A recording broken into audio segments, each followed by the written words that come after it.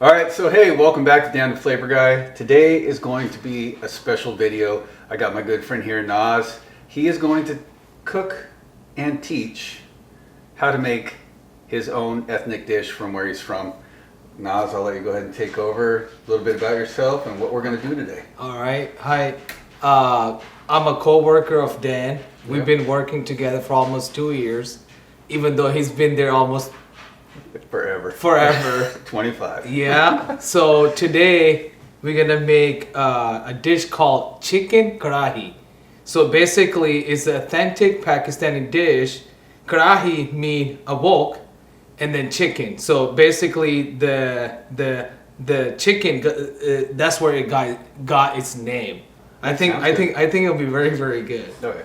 He sent pictures to me and it looked amazing, so I'm ready. So we're gonna bring all the spices, we're gonna get it all ready, and we're gonna put it together. We spent about an hour and a half prepping. If you guys wanna watch that and listen to our conversation, I'm gonna add that at the end of the video. It's just kind of getting to know Naz a little bit more and more about his culture. So imagine like this jar filled worth of oil in this wok. Shoot, that's like 2 cups. Okay, well, yeah. All right. And then at the end, once that dish is cooked, right? Once the chicken is cooked, it'll the oil will rise. That's how you know that the chicken itself is all cooked. So at that point, some people use that oil as a gravy. Oh yeah. Okay, that makes sense. Or if you guys don't want to eat too much oily stuff, you can just take it out. Take the chicken out. Yeah. Okay. We'll be adding about 3 tablespoons of minced garlic. Okay. This was about maybe 1.5 spoons of ginger. Yeah. Which we chopped it up. All right. So right now we're gonna let it kind of like roast for about maybe 3 to 4 minutes on probably medium flame. All right, so to this point, it's been, like Dan has mentioned, it's been about 10 minutes. Just to make sure that our chicken on the bottom of the wok is not sticking to the pan, we want to make sure that we rotate it. So to this point, we added garlic and ginger paste, and then we roasted it for about 3 to 4 minutes, and then we added our chicken in, and then I took 5 whole Roma tomatoes, cut them in half, and then we covered the wok with the lid, so the steam could cook the tomatoes, because it's very important that we get them all steamed up, so it's easier for us to remove their skin. So right now I'm just gonna shuffle it a little bit around, make sure that it's not like fully cooking from the bottom and the top half is still uncooked. Keep stuff from burning and sticking. Exactly. And right now, like I said, it's very fragrant. You can already smell the garlic and ginger. And as he's turning it over, you can actually see the garlic and the ginger sticking to the chicken.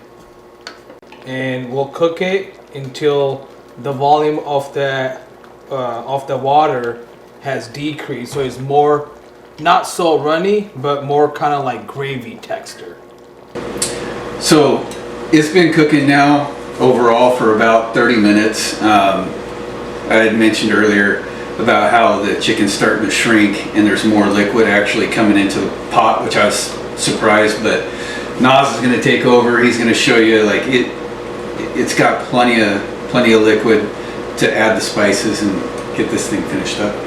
All right, so at this point, like Dan has mentioned, it's been about 30 minutes, and we're gonna start adding our spices in. And one more note to point out, I have already peeled the skin off the tomatoes, and then as you do that, it's very, very important that you use your spatula, kind of like work the tomato.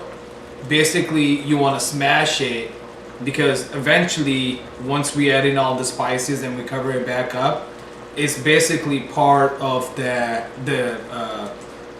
base of this dish. So to begin with, we have this spice is called karahi. You can probably see it in the picture. It got chicken. So eventually, once we get done, it will look similar to this right here. So with this, this spice premix, it already become premix for, and it's basically used only for this dish.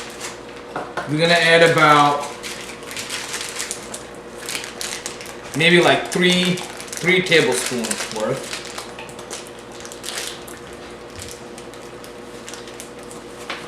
Or,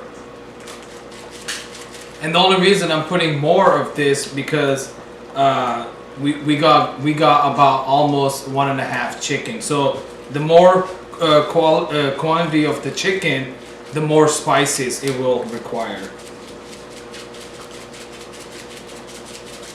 So here's the 5th one.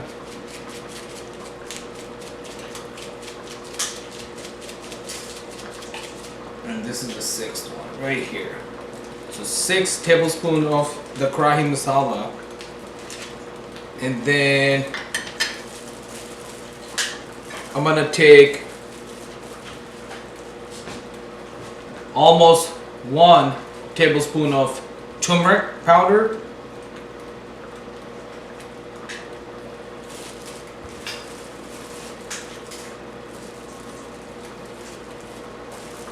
And then I'm gonna take 1 spoonful of garam masala, which is basically a blend of bunch of different spices. So we're gonna need 2 spoons of those. About, yeah, that much right there. And then we're gonna use 1 spoon of chili powder.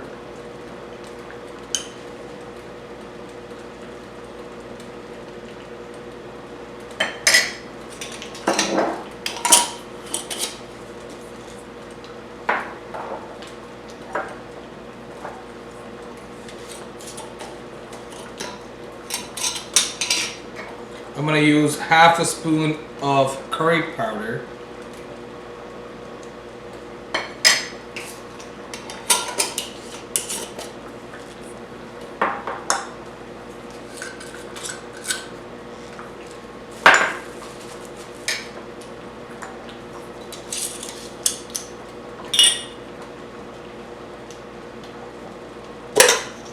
Then we're gonna throw in a couple of bay leaves.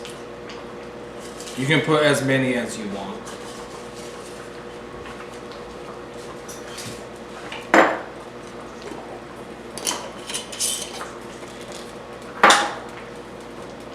So that's all the spices we're gonna add for right now. Once we put all the spices, I'm gonna go ahead and start stirring so it gets in with all the chicken.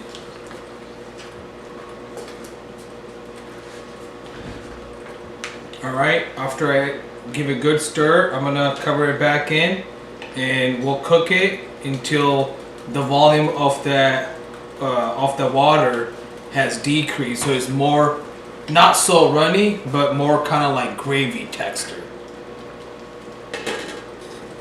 So there's one thing that I forgot to add, which was salt. And you can add salt as much as you like to your taste. I have Himalayan salt and I have regular old added salt. We don't eat a whole lot of salt. We just, you know. Yeah. So one thing to take note with if you guys remember, I put in the karahi masala in there, which has already salt added in there. Oh, okay. So you wanna be careful, and then same thing with the garam masala. Mm-hmm. So a bunch of these spices that we have added in, a lot of them have already salt added on there. So you do not want to add too much salt. It'll be too salty at the end. Okay. So right now we'll just start with maybe 1 tablespoon of salt.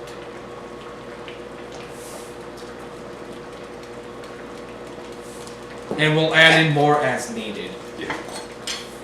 Alright, after I do that, I'll give it a good stir. Get those leaves sunk in there. Yeah. Yeah, And then the tomato, you want to make sure that you're basically making like tomato puree.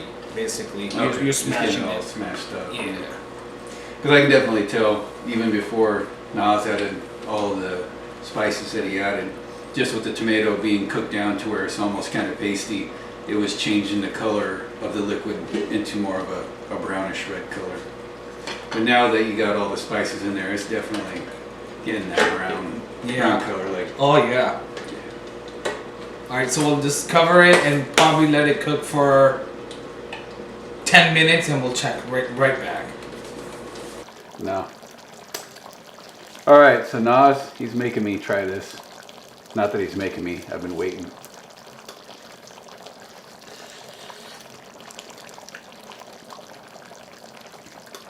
That's good. Yeah.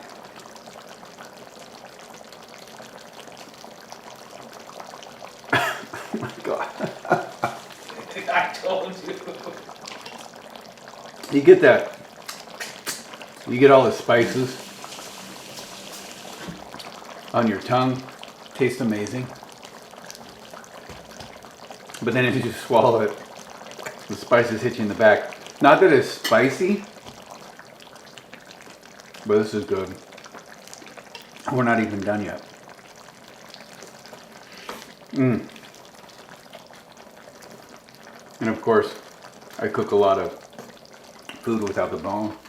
And the bone marrow gives it so much more flavor in anything that you cook. It doesn't matter if it's from another country or here in America. Well, hopefully you guys have enjoyed this video, and it was my honor to be guest on your show. I would love to have you come back. Hey, while you're at it, if you guys decide to try this video or try this recipe, let me know. I'll let Nas know. Tell us what you think. Don't forget, like, subscribe, and share. That's right. Turn on that bell notification, because I plan on doing more of these type of videos where I invite people over and we're going to cook their favorite recipe, and it's just a way to kind of share as a community. Yeah. So again, thank you, and we'll see you in the next video. All right, bye.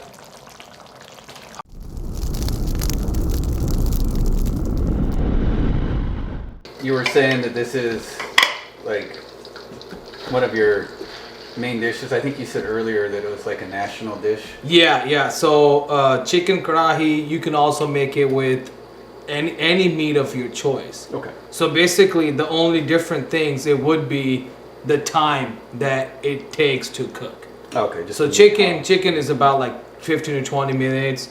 You can also cook with lamb, beef, whatever you want. Okay. But of course, people in Pakistan, we don't eat pork, so there's we do not cook pork. Even pork messes with my stomach anymore. Yeah. Probably just age. And then I was talking with Nas, and I was commenting about how fragrant this is. Like just the garlic and the ginger and the tomato alone, like it smells like it's time to eat. But we have so many more spices that we're going to end up adding. Yeah. But he was telling me a little bit about the borders of Pakistan and where he's at, and how different regions cook food differently. And yeah. So like basically, as more northern you go, kind of like border as maybe not that many people know that Pakistan actually bordered with China. Yeah. So kind of like northern Pakistan, that region that border with China, they do not eat as much spicy stuff as the southern part of Pakistan might be eating. So a lot of time, like for example, right now we got ginger and garlic. We added some oil in there. We added chicken, and we did not put any spices in there yet. And then we got only tomatoes. A lot of those region eat their meat exactly the way this is, because they're not accustomed to eating spicy stuff. okay. So we'll just let it cook, and then the more, so the way it works in like Pakistan and India, the more northern you go, the less spicier it gets. Oh, okay.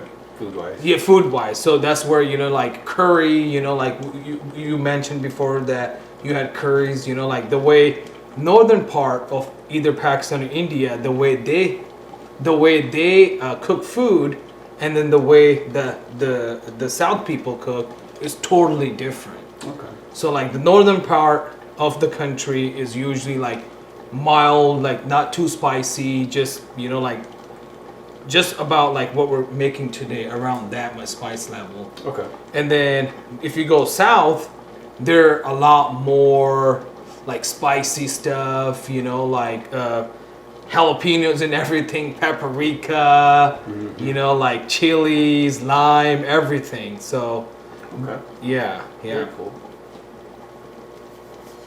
We'll just let it cook. Cook for a little bit Yeah, more. a little bit more.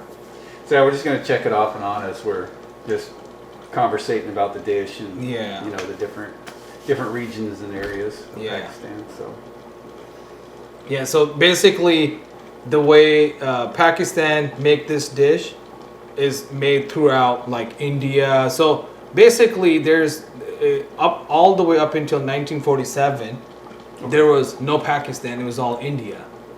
And we were colonized by British, right? okay. So in 1947, that's when India and Pakistan took independence from the British. Gotcha. Okay. I So- never knew that. Yeah. So on 14th August is when Pakistan pretty much separated from India, and they became their own Muslim Islamic country. And India, the very next day, August 15th, 1947, that's when India took their Independence Day from the British. But the border from India and Pakistan, that whole region is a pretty big region, and the region is called Punjab. Like you mentioned, your wife is Punjabi. No, she's Singh, right? Singh. Singh. What most Her of mom's them. from Fiji. Oh, okay. Yeah. And so like a lot of those people that border with Pakistan, either they're on India side or Pakistani side, all those people, we eat the same food, we speak the same language, Yeah. but I'm not sure why those two countries do not get along, you know. I pray one day they will. That's what I pray for.